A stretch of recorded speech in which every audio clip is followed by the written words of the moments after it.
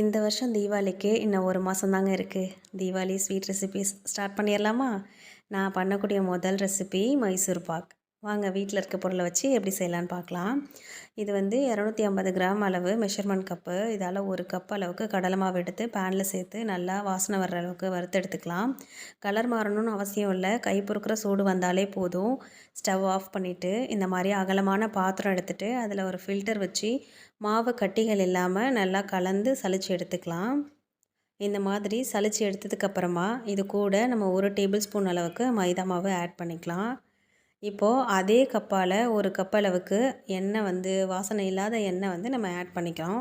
கொஞ்சம் கொஞ்சமாக சேர்த்து நல்லா கட்டிகள் இல்லாமல் இந்த மாதிரி நல்லா கரைச்சி எடுத்துக்கலாம். இப்போ அதே 250 கிராம் அளவு மெஷர்மெண்ட் கப்பை பயன்படுத்தி 1 கப் அளவுக்கு நான் சுகர் எடுத்து ஜீனி பாகு காய்ச்ச போகிறேன். இதில் 1 கப் தண்ணி சேர்த்து நல்லா கொதிக்க விடணும்.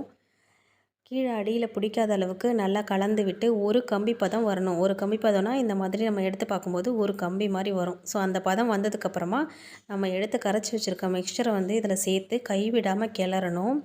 இந்த பதம் தான் முக்கியம். பாகு பதம் மாறிடுச்சு அப்படின்னா மைசூர் பாக்கு ரொம்ப ஹார்டாகிடும். ஸோ அதனால் கைவிடாமல் கொஞ்சம் கொஞ்சமாக சேர்த்துட்டே நல்லா கலந்து விடுங்க.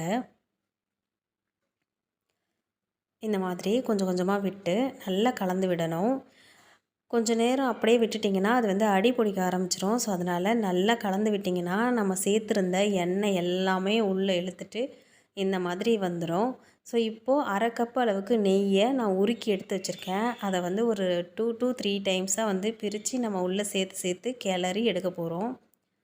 நம்ம எந்த அளவுக்கு நெய் எண்ணெய் சேர்த்து பண்ணுறோமோ அந்த அளவுக்கு வந்து கடலை மாவோட வாசனையே தெரியாமல் மைசூர் பாக் ரொம்ப டேஸ்ட்டாக வரும். உங்களுக்கு தேவைப்பட்டுச்சுன்னா இந்த டைமில் நீங்கள் ஏலக்காய் பவுடர் வந்து சேர்த்துக்கலாம். நான் வந்து ஆட் பண்ணலை, உங்களுக்கு தேவைன்னா பண்ணிக்கலாம். இப்போ இதுதான் பதம். ஸ்டவ் ஆஃப் பண்ணிவிட்டு ஆல்ரெடி நான் வந்து ஒரு பிளேட்டில் வந்து நெய் தடவி எடுத்து வச்சுருக்கேன். உங்கள்கிட்ட ட்ரே இருந்துச்சுன்னா நீங்கள் ட்ரேயில் கூட போட்டுக்கலாம்.